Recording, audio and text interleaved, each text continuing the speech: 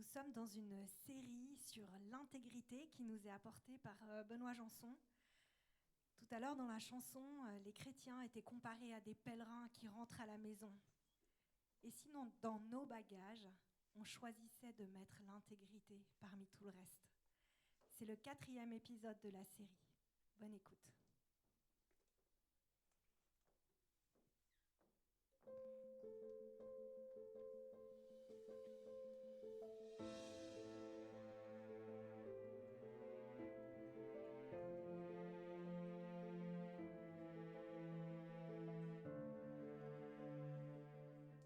Dans le bal de la vie se cache la plus précieuse des qualités.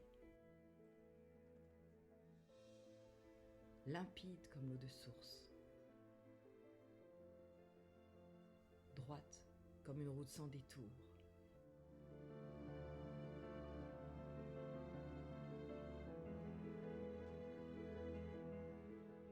vraie comme la simplicité d'un enfant, précieuse comme le fier diamant, tranchante, efficace.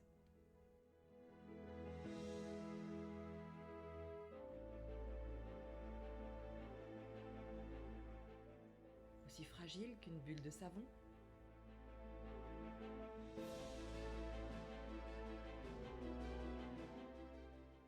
forte et persévérante malgré la difficulté.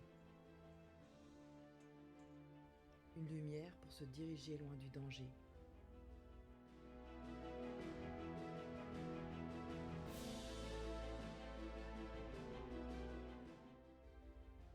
Elle prend sa source dans nos plus profondes pensées. Agit avec tendresse, sans hésiter.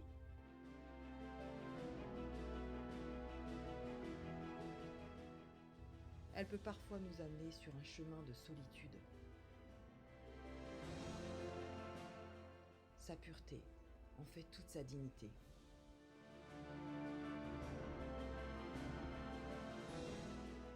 Dans le bal de la vie, l'intégrité est-elle invitée à danser?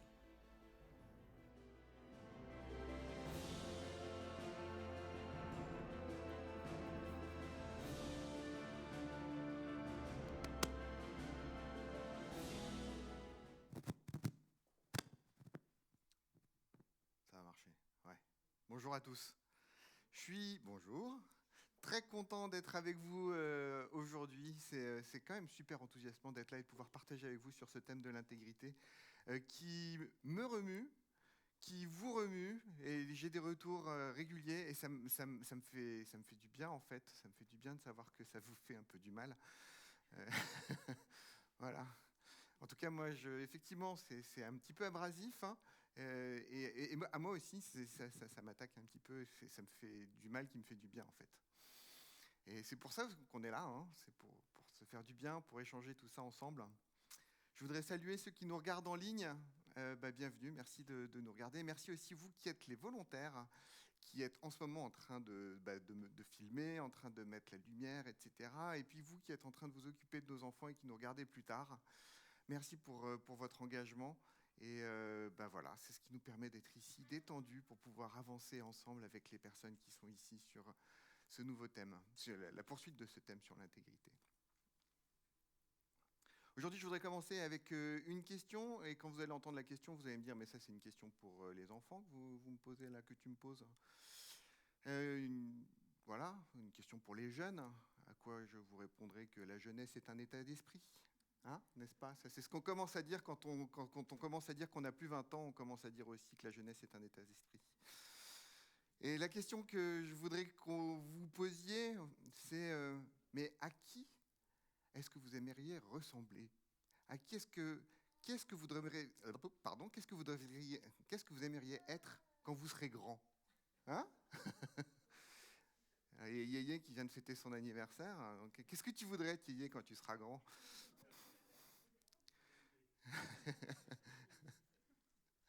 Voilà. Quand tu seras grand, qu'est-ce que tu voudrais être? Parce qu'en fait, il y a des personnes comme ça, et ça peut être des personnes qui sont plus jeunes que nous. Et moi, j'en connais des personnes qui sont plus jeunes que moi, qui m'inspirent. Ces personnes, je me dis, j'aimerais bien être comme elles. Pas parce que j'aimerais posséder tout ce qu'elle possède, ça, c'est pas le sujet.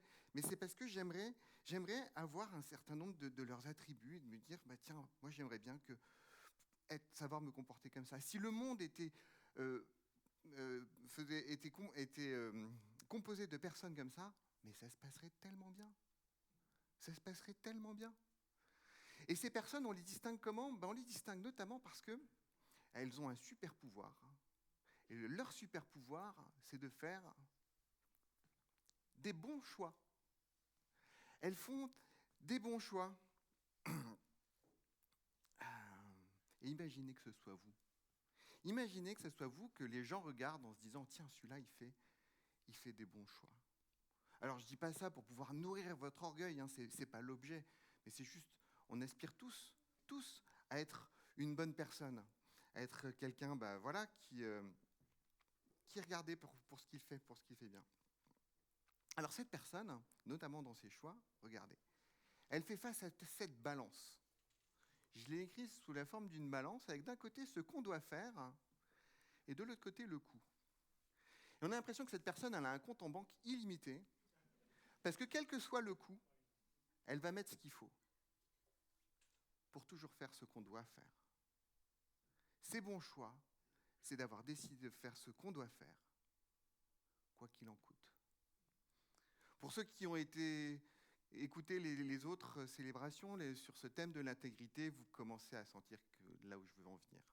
La définition qu'on s'est donnée, la définition générale qu'on s'est donnée pour l'intégrité, c'est l'intégrité, c'est faire ce qui est droit, juste, bon, vertueux, ce qui est bien, quoi. Pourquoi ?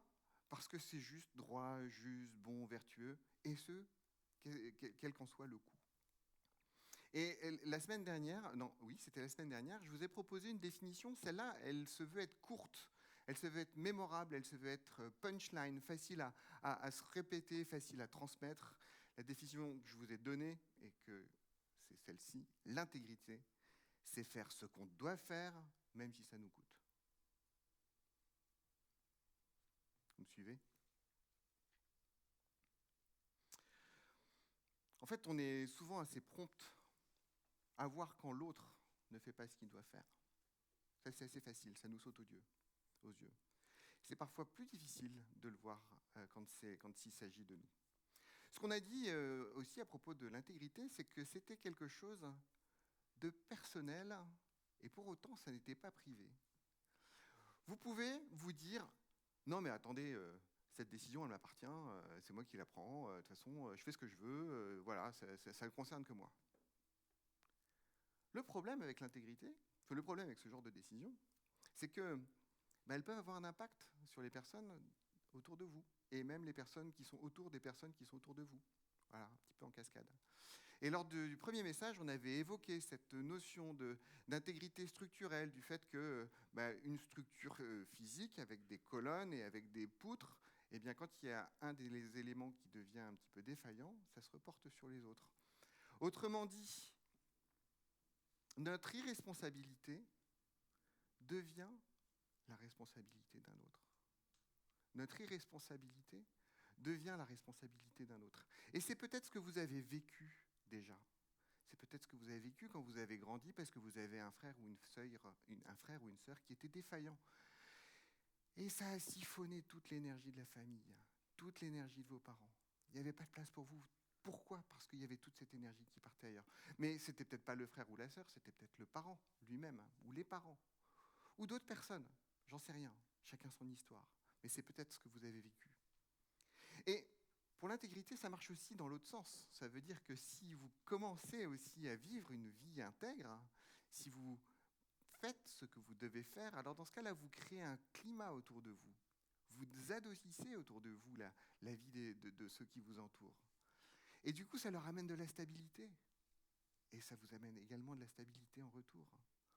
On a tout à gagner à être intègre et à porter ce que l'on doit porter, faire ce que l'on doit faire. Il y a un verset clé pour l'ensemble de la série. Ce verset, c'est celui-là. L'intégrité guide les hommes droits. L'intégrité guide les hommes droits. La dernière fois, je vous avais fait vous redresser pour sentir cette posture, parce que quand on est droit, on voit loin. L'intégrité guide les hommes droits, mais les tricheries des gens infidèles les mènent à la ruine. Et vous l'avez tous expérimenté dans votre vie. Parce qu'à un moment donné, vous avez triché. À un moment donné, vous avez été infidèle. Vous le savez. Je n'ai pas besoin de pointer chacun de chez vous. Vous savez de quoi je parle. Et vous savez ce vers quoi ça vous a amené. Ça vous a amené vers des regrets. Et moi, j'ai souvent entendu des gens qui disent « Moi, je n'ai pas de regrets. Moi, je ne vis pas dans le regret. Moi, je regarde devant, etc. » Est-ce que c'est une bonne attitude ? Je ne dis pas qu'il faut vivre dans le regret, se morfondre en regret, etc. Mais les regrets, n'est-ce pas un outil qui nous est donné également pour pouvoir nous projeter sur demain ? Les regrets, c'est quelque chose qui nous dit si j'avais fait différemment, ça se serait mieux passé pour moi. Les regrets, c'est ça qui nous permet également peut-être d'aller réparer des choses qu'on a cassées et de se comporter différemment pour la suite.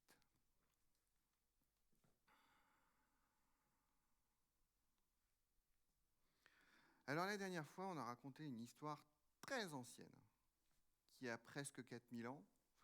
Pour ceux qui n'étaient pas là, c'était l'histoire de Jacob et d'Ésaü. Et on a vu un contre-exemple d'intégrité. On a vu quelqu'un, Ésaü, qui a fait un choix. Le choix de troquer son patrimoine, de troquer son avenir, de troquer quelque chose qui avait énormément de valeur pour lui, pour pas grand-chose. Pour un plat de lentilles. Et on a vu qu'en fait, nous aussi, on pouvait être parfois soumis à ces appétits, à ces choses qui nous détournent finalement de notre intégrité. Et que nous aussi, on pouvait avoir des appétits qui nous emmenaient dans le mur, à faire des mauvais choix, des choix qui nous amènent à regretter. Aujourd'hui, on va aborder une histoire qui est beaucoup plus récente, puisqu'elle n'a que 2600 ans. Voilà. Et cette histoire, elle commence avec Nabuchodonosor. Nabuchodonosor, c'est pas évident à dire, hein. Nabuchodonosor, roi de Babylone. Roi de Babylone qui se bat, comme tous les rois, il aime à se battre, et qui a fini par se battre contre les Égyptiens qui étaient des alliés de ce qui restait du peuple des Assyriens. Les Assyriens avaient déjà pris pas mal de coups, et il se faisait soutenir par les Égyptiens. Et Nabuchodonosor donc, part en campagne, et ça s'est fini dans une bataille mémorable, la bataille de Carchemish. Notez, hein, c'est important. La bataille de Carchemish, dans laquelle il a complètement défait l'armée égyptienne, et il a mis fin au peuple assyrien en tant que peuple. Voilà. On n'entend plus parler du peuple assyrien depuis l'an 605 avant Jésus-Christ. C'est ça, c'est grâce à Nabuchodonosor ou à cause de Nabuchodonosor. Et donc, il a soumis les Égyptiens, et puis du coup, il se dit, tiens, mais qu'est-ce que je pourrais faire là ? Je suis plutôt sous ma bonne étoile. Hein. Si j'assujettissais l'ensemble des peuples qui font le chemin entre Babylone et l'Égypte, ce serait beau, non ? C'est ce qu'il fait. Et il s'avère que quand vous tracez ce chemin, vous passez à travers le territoire de Juda, qui est en fait le sud d'Israël. À l'époque, le peuple d'Israël s'était séparé en deux, et dont la capitale était Jérusalem. Et donc Nabuchodonosor vient à Jérusalem, il conquiert Juda, c'est plutôt facile, et il fait ce qu'il fait à chaque fois qu'il fait une conquête. Il prend le roi local, et il l'amène chez lui en trophée. Il va lui crever les yeux, et puis il va l'exhiber de temps en temps lors de ses banquets. Il va dire, voilà, regardez le roi que j'ai soumis. Lui et la kyrielle d'autres. Il y en a peut-être parmi vous qui font des collections de timbres. Lui, il collectait les rois défaits, et il leur crevait les yeux. Voilà. Et en prenant son trophée sur place, le roi, il se dit que peut-être il pourrait prendre d'autres souvenirs. Et les autres souvenirs, les voici. Le roi ordonna à Ashpenaz, chef de son personnel, de faire venir des Israélites de lignée royale ou de famille noble. Voilà les souvenirs qu'il rapporte.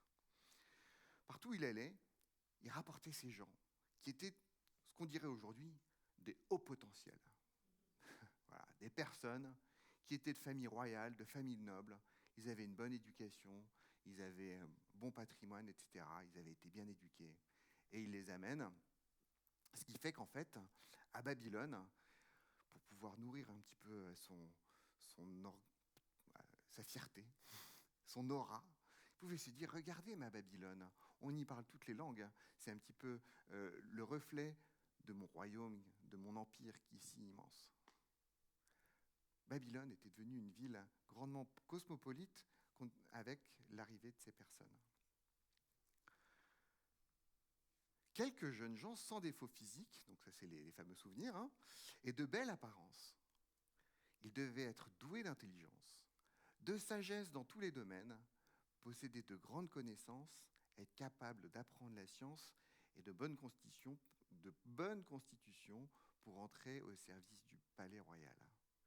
Il fallait que ces gens soient bien, pour qu'on ait pris quand même des beaux trophées, des beaux souvenirs. On n'allait pas s'entourer avec des tocards. Hein, on allait prendre des gens qui étaient le top du top. Donc c'est le top du top pour Nabuchodonosor. Mais figurez-vous qu'en fait, pour ces pauvres gens qui ont été pris, qui ont été kidnappés, et qui sont maintenant des prisonniers, ils sont quand même des prisonniers de luxe. Quand vous avez été sélectionné justement pour faire partie de cette équipe, vous êtes dans la sélection. Vous avez gagné la loterie, vous avez gagné la timbale. Vous êtes dans des conditions extraordinaires. Vous avez échappé à toute forme de travaux terribles. Vous avez échappé à la mine de sel, vous avez échappé au battage du fourrage, vous avez échappé au chantier de construction. Et à l'époque, il n'y avait pas de grue, hein, il n'y avait pas de marteau-piqueur. Hein. C'était à la force des bras. Il fallait y aller.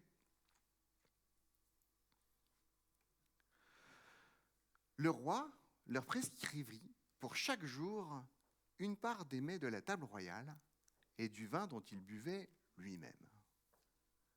Quand je vous disais qu'ils avaient gagné quelque chose à faire partie de cette petite équipe, vous savez, à l'époque, il n'y avait pas de frigo. Ça, c'est parce qu'il n'y avait pas l'électricité, il n'y avait pas EDF encore. Hein ? Il n'y avait pas de frigo.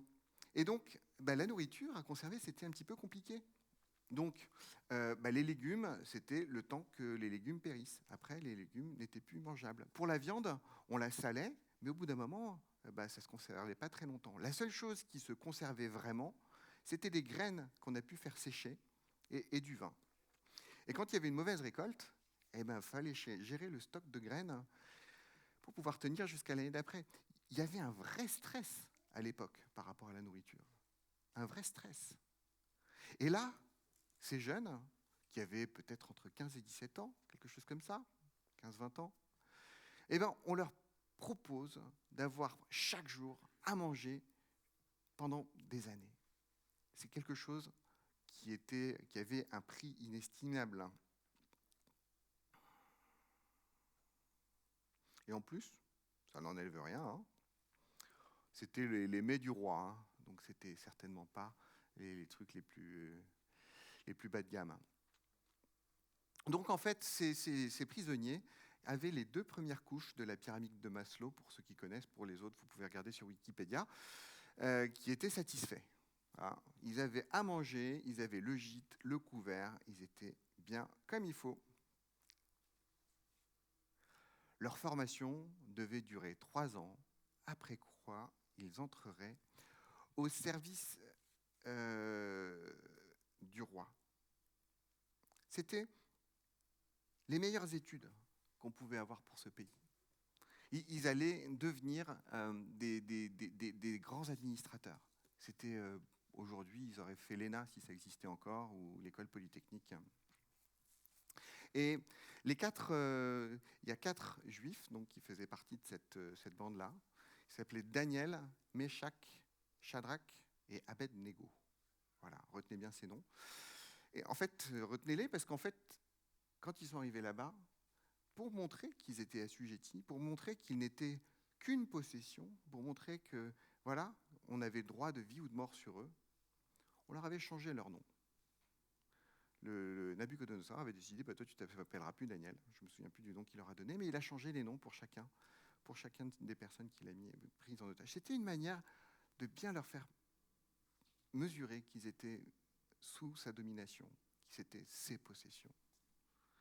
C'est vous qui avez choisi le nom de votre chien ou de votre lapin ou de votre chat.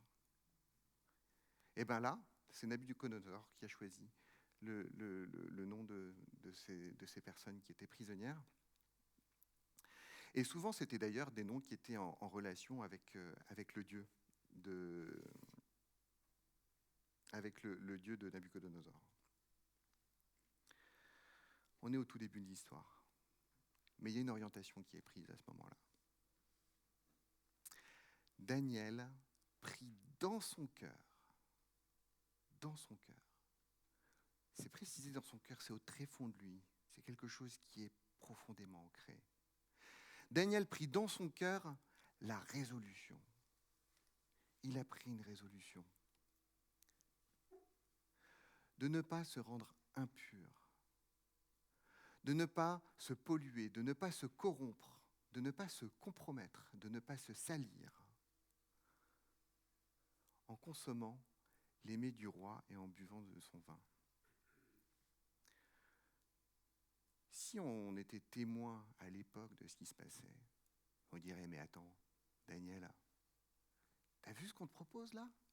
C'est un truc de dingue, une rente à vie de nourriture. En plus, tu fais partie du camp du vaincu, toi.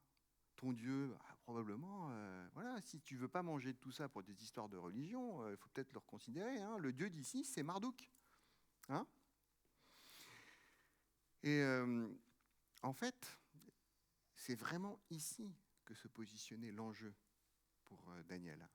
Parce qu'en acceptant de manger les mets du roi et en buvant de son vin, il acceptait quelque chose qu'il n'avait pas du tout envie de donner, quelque chose qui était se compromettre, quelque chose qui allait au-delà de ce qui était admissible pour lui. Peut-être que dans vos familles, c'est quelque chose qui se fait. Peut-être que c'est quelque chose que vous avez vu dans des films.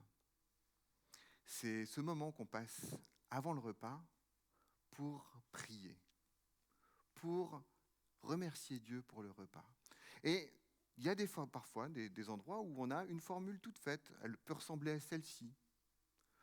Bénis ce repas et qu'il fortifie nos corps. Et Daniel avait certainement ça en tête.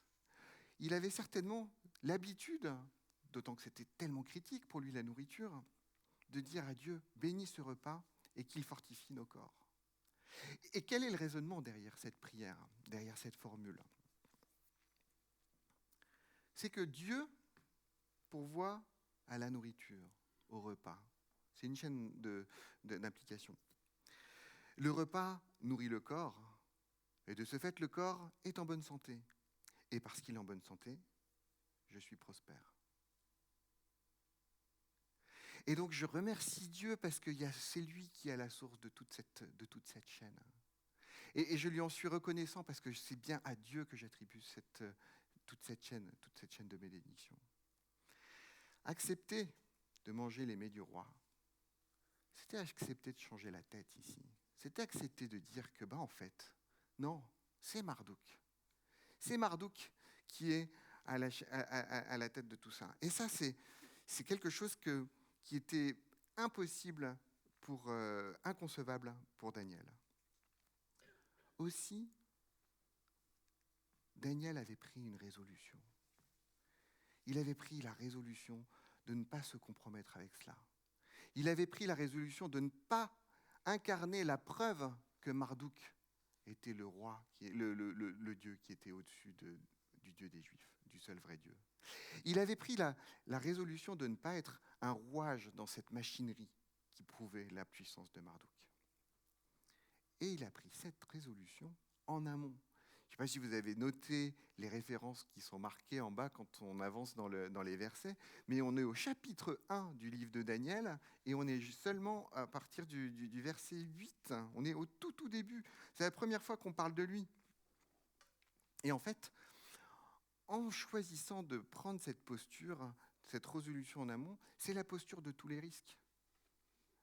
parce qu'effectivement, ce qui se cache derrière, c'est cet enjeu de pouvoir vis-à-vis de Marduk. Il prend le risque d'humilier son hôte, enfin son bourreau. Mais c'est quelque chose qu'il avait résolu en avance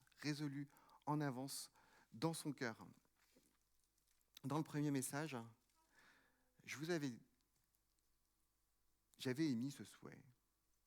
J'avais émis ce souhait pour chacun d'entre vous, et certains sont venus me voir en me disant que c'était arrivé pour eux, que vous seriez confrontés à un moment donné à une question d'intégrité, que vous seriez confrontés à un moment donné à faire un choix qui va vous coûter, juste pour que vous ayez l'occasion de vivre l'intégrité et de savoir que c'est l'intégrité qui est votre guide, et d'en vivre les conséquences. Mon souhait aujourd'hui, et dans cette série, c'est que vous soyez conduits aussi à faire des résolutions, comme Daniel. Prendre cette résolution en amont, la tête reposée, la tête froide. C'est là que je veux aller. C'est cette direction que je veux prendre. C'est cette histoire que je veux raconter de ma vie. Et probablement que Daniel, c'était certainement pas conscient au moment où il l'a dit, mais il avait cette idée en lui. Il avait déjà certainement eu cette expérience de vie, qu'une entorse à l'intégrité conduit souvent à une autre. Une première entorse favorise une seconde, et ça se répète, et ça se répète. Vous savez, moi, je ne connais pas de fumeur qui aurait commencé par une deuxième cigarette. Je ne veux pas stigmatiser les fumeurs, hein. On a tous notre cigarette quelque part. C'est pas ça l'histoire. Mais pourquoi est-ce qu'on dit, parce que c'est quelque chose qu'on dit, ne prenez pas la première cigarette? Parce que la première, c'est la porte à la deuxième. Et après, ça se répète, ça se répète, ça se répète. Il avait probablement ça en tête, le Daniel, qu'il y avait ce cercle vicieux qui pouvait s'ancrer là. Il avait aussi décidé de prendre la bonne direction. Il avait en vue une destination, en vue de quelque chose, de se préserver. Et il a choisi de prendre la direction. Nous avons une série, vous la retrouverez sur YouTube, qui s'appelle Destination, qui parle de ce thème-là. Si vous voulez aller à Lille et que vous prenez la 6, vous allez rouler longtemps. Ok ? Eh bien, c'est un petit peu le choix que fait Daniel là, avec ce choix d'intégrité. C'est il choisit une destination. Et en faisant ce choix de la destination, il l'a fait jusqu'au bout. Il est jusqu'au boutiste, le Daniel, parce qu'il ne veut pas faire semblant. Il dit, moi, si je ne veux pas manger les mets du roi, je pourrais les jeter sous la table, les donner aux chiens. Hop, ni vu ni connu, vas-y. Non, il y a derrière quelque chose de plus grand. Non, Daniel va aller jusqu'au bout. Son intégrité le porte non seulement à ne pas toucher aux mets du roi, mais à ce que ça se sache. Il est hors de question pour lui de cacher. Ça se sache. Il veut jouer la carte de la transparence. En gros, l'intégrité, selon Daniel, c'est noir ou c'est blanc. Il n'y a pas de place pour le gris. C'est noir ou c'est blanc.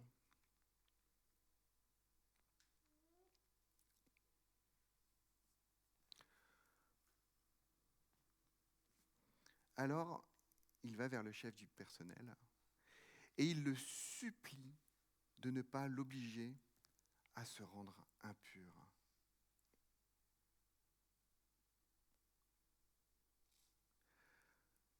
En faisant ça,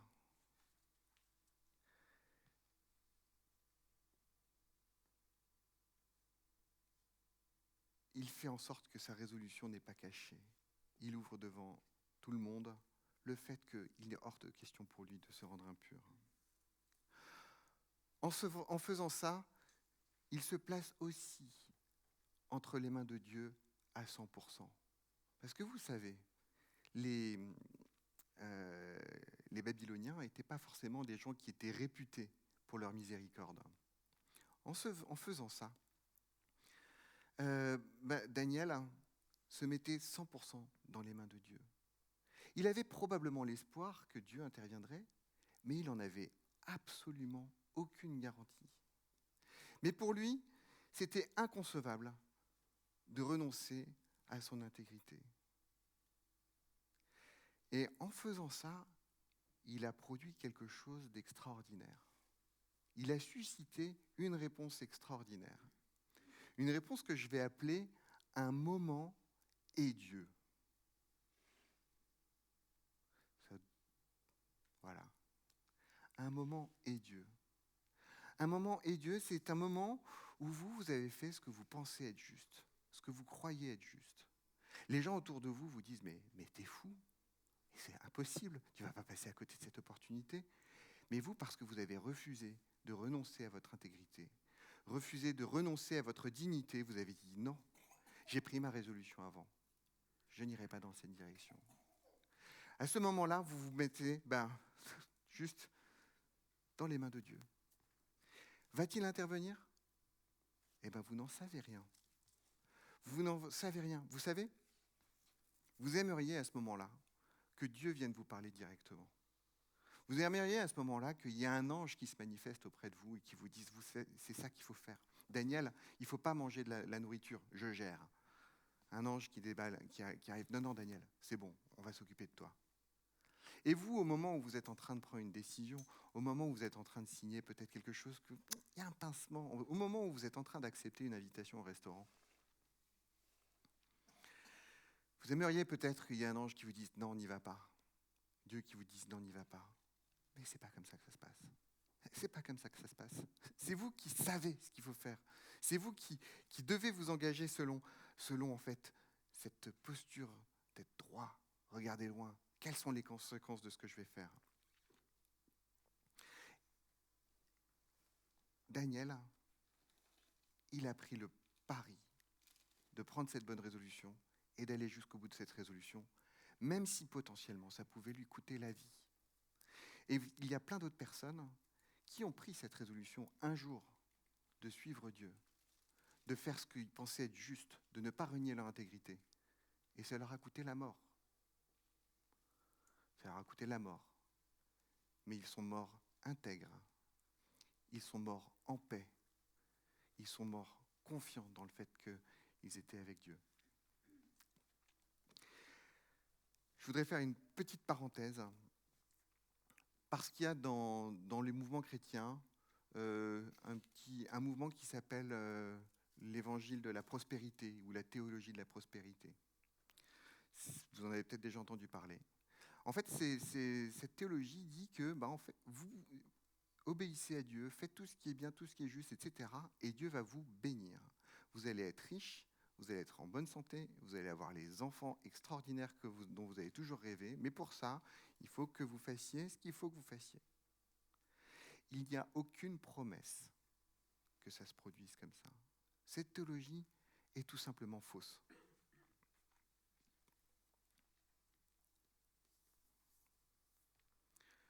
Et Dieu lui accorda la faveur du chef du personnel et lui fit trouver en lui quelqu'un de compréhensif.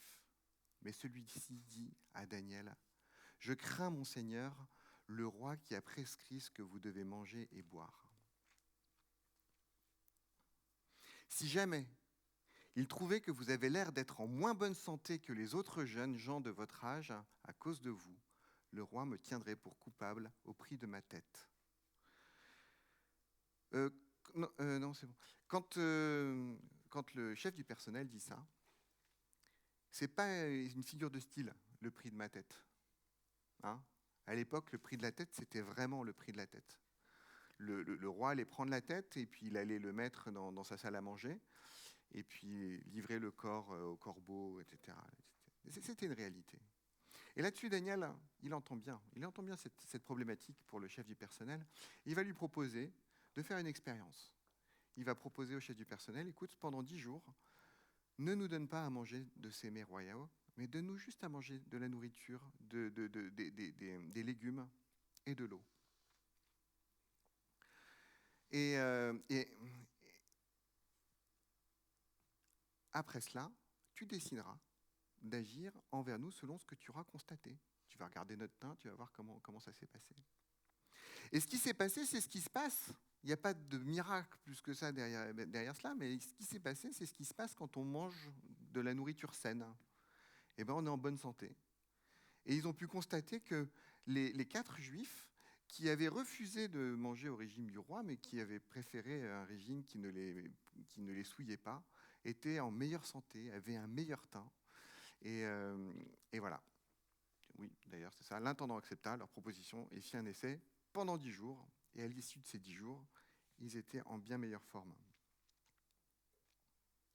3 ans plus tard, parce que du coup, ils ont pu garder leur régime, ils ont rencontré le roi. Le roi s'entretint avec eux, et de tous les jeunes gens qui lui furent présentés, il n'en trouva aucun comme Daniel, Anania, Michel et Azaria. Ouais, je me suis peut-être trompé tout à l'heure. C'est pourquoi ils entrèrent au service personnel du roi. Eux, ils sont rentrés directement au service du roi. Quelque chose d'absolument éblouissant. Et le verset d'après, c'est quelque chose sur lequel vous passez peut-être un peu vite si vous lisez la Bible, parfois, quand vous êtes en train de chercher des trucs qui parlent de Jésus, etc. Quel est l'enseignement ?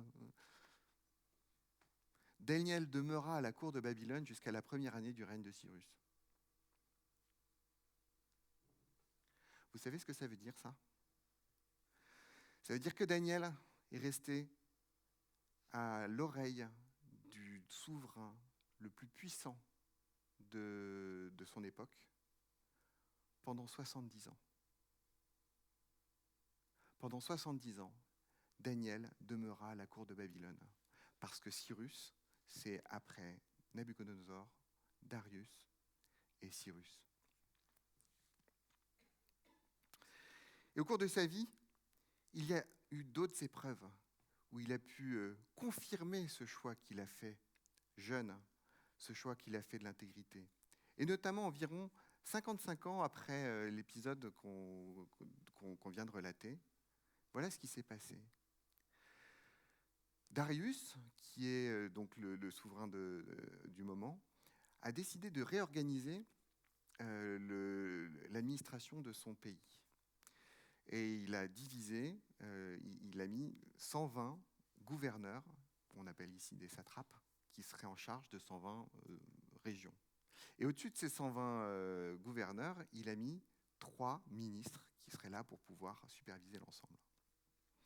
Il se montrait, et Daniel faisait partie de ces 3. Or, il se montrait plus capable que les 2 autres ministres. Et tous les satrapes, parce qu'il y avait en lui un esprit extraordinaire. C'est pourquoi le roi songeait à le mettre à la tête de tout le royaume. Qu'est-ce qui se passe quand on a une promotion ? Il y a quelqu'un qui m'a parlé de ça cette semaine. Il a eu une promotion, et il y avait des gens autour de lui qui se sont dit « Ah, mais pourquoi lui ?» Eh bien, ça se passait pareil. Et pourquoi lui ? En plus, c'est un étranger. Et il a 70 ans. Ah, moi, j'ai rien contre les personnes de 70 ans. Hein. Mais à 70 ans, à l'époque, il ne restait plus beaucoup dedans. Hein. C'était compliqué. Hein. Il avait 70 ans. Et Darius songeait à le mettre à la tête du royaume. Alors, qu'est-ce qu'ils ont fait ? Les personnes qui sont autour de lui, les autres ministres et les satrapes se mirent à chercher un motif d'accusation contre lui dans sa manière d'administrer les affaires de l'Empire. Aujourd'hui, on dirait qu'ils ont cherché les casseroles. Ils ont essayé de regarder sous le tapis. Ils ont regardé s'il y avait des cadavres dans les placards. Ça fait 55 ans qu'il est aux manettes. On va forcément trouver quelque chose. On va forcément trouver quelque chose.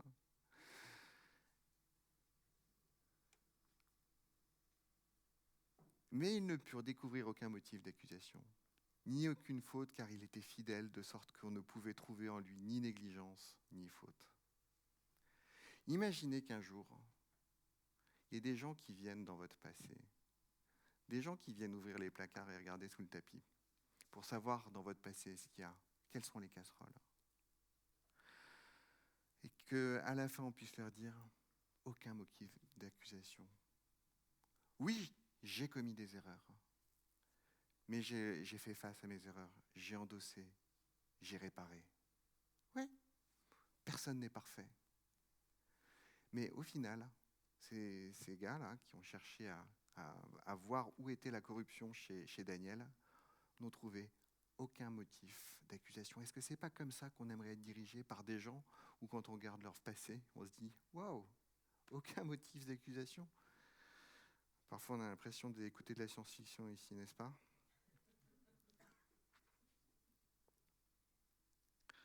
À 70 ans, Daniel persistait dans cette voie qu'il avait décidée alors qu'il avait 17 ans.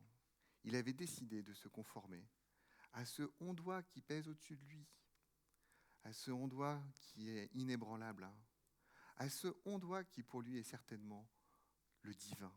Et il avait choisi de s'y conformer. Ces hommes-là conclurent donc: nous ne trouverons aucun motif d'accusation contre ce Daniel, à moins que ce soit en relation avec la loi de son Dieu.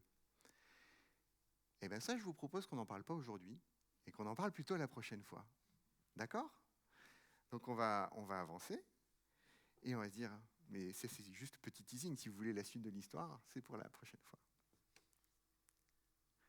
L'intégrité de l'homme droit le guide. Daniel a été guidé par son intégrité tout au long de sa carrière, tout au long de sa vie. Il a suscité un moment édieux, ce moment où Dieu a choisi de lui accorder sa faveur et a transformé quelque chose, une situation qui potentiellement était désespérée, en quelque chose d'incroyable, puisque 55 ans, 70 ans après, il est encore là. L'intégrité de l'homme droit le guide. Avez-vous pris votre résolution, vous? Est-ce que vous avez pris cette résolution en avance? Ou est-ce que vous êtes plutôt dans ce mode carpe diem? Hein? Je vis l'instant. Tout ce que je prends maintenant, au moins je l'ai pris. Ça c'est fait. L'intégrité, ça passe par une résolution en amont. Et vous passerez à côté d'opportunités. Et il y a des gens qui vont vous dire, mais vous êtes fous. On ne passe pas à côté de ce truc-là. Et d'ailleurs, tout le monde le fait. Ah bah si, tout le monde le fait. Mais non, vous pouvez décider aujourd'hui, non. Non, je n'ai pas l'intention de me corrompre. Non, dans ce domaine de ma vie, il n'est pas question que je me comporte comme les autres, même si tout le monde le fait. Regardez dans votre rétroviseur, et là je parle aux personnes qui viennent d'avoir leur anniversaire, là, qui sont un peu plus âgées que certains d'entre nous. Je parle à tout le monde en fait. Quand on regarde dans le rétroviseur, est-ce qu'il y a un moment de votre vie où vous avez dit « Ce jour-là, j'ai été trop intègre. Ah non, j'aurais jamais dû faire ça. Hein. » Non, non, ça n'arrive pas. Alors, ces hommes-là conclurent donc, nous ne trouverons aucun motif d'accusation contre ce Daniel, à moins que ce soit en relation avec la loi de son Dieu. C'est ce genre de personnes avec lesquelles vous avez envie de vivre, c'est ce genre de personnes avec lesquelles vous avez envie de travailler, c'est ce genre de personnes avec lesquelles vous avez envie de partir en vacances. À qui voudriez-vous ressembler quand vous serez grand? Quelle est cette décision que vous devez prendre aujourd'hui? Cette direction que vous voulez prendre? Quelle identité vous avez envie de développer? Est-ce que vous avez envie de vous embarquer dans un cercle vertueux ou dans un cercle vicieux? Est-ce que vous avez envie de prendre cette première cigarette? Voilà la promesse. Quand vous décidez de faire ce qu'on doit faire, même si ça coûte, vous savez quelle est la promesse? C'est que ça coûte. Mais l'autre promesse, c'est qu'en regardant en arrière, vous n'aurez pas de regrets. Prenez donc la résolution en amont de faire ce que vous devez faire, même si ça vous coûte. C'est ça que je voudrais que vous reteniez aujourd'hui. Et quand vous réalisez que ça vous coûte, quand vous réalisez que cette posture va vous coûter, soyez prêts. Soyez prêts parce que vous êtes peut-être sur le bord de vivre quelque chose d'extraordinaire. Vous êtes peut-être sur le bord de vivre une histoire que vous aurez plaisir à rencontrer plus tard en disant « Oui, ce jour-là, j'ai pris cette décision. Et voilà où ça m'a conduit. » Parce que vous êtes peut-être en train, à ce moment-là, de produire un moment édieux. Et Dieu peut-être vous accordera sa faveur. Je ne vous le promets pas. Mais peut-être que vous allez vivre quelque chose, vous ne pouvez même pas imaginer aujourd'hui ce que ce sera. Voilà, prenez la résolution en amont de faire ce que vous devez faire, même si ça coûte.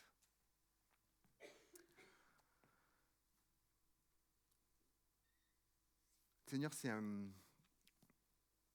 ça coûte en fait, cette histoire d'intégrité. Mais je te remercie parce que dans ta parole, hein, dans cette Bible que tu nous as permis de transmettre, que tu nous as transmise, dans ces vieux textes qui sont très anciens, en fait, tu nous montres ces témoignages qui nous montrent que c'était une réalité, la réalité d'hier est la même que la réalité d'aujourd'hui en ce qui concerne l'intégrité. Et on voit ces bons exemples et ces mauvais exemples et ils sont inspirants. Je te prie, Seigneur, de nous accorder de prendre au fond de notre cœur, comme c'était le cas de Daniel, cette décision, cette résolution en amont de faire les bons choix. Je te prie, Seigneur, de nous aider à prendre cette direction, plutôt que juste être sur des intentions, de prendre cette décision aujourd'hui, de prendre la bonne direction. Je sais, Seigneur, que toi, tu peux nous en donner la force. Je te le demande pour tous ceux qui le souhaitent. Donne-nous la force d'être intègres. Donne-nous la force de savoir aussi réparer les choses de notre passé que nous pouvons réparer. Donne-nous la force d'être en paix avec toi, d'être en paix avec les personnes qui nous entourent, grâce à l'intégrité que tu nous suggères de vivre dans ta parole. Amen.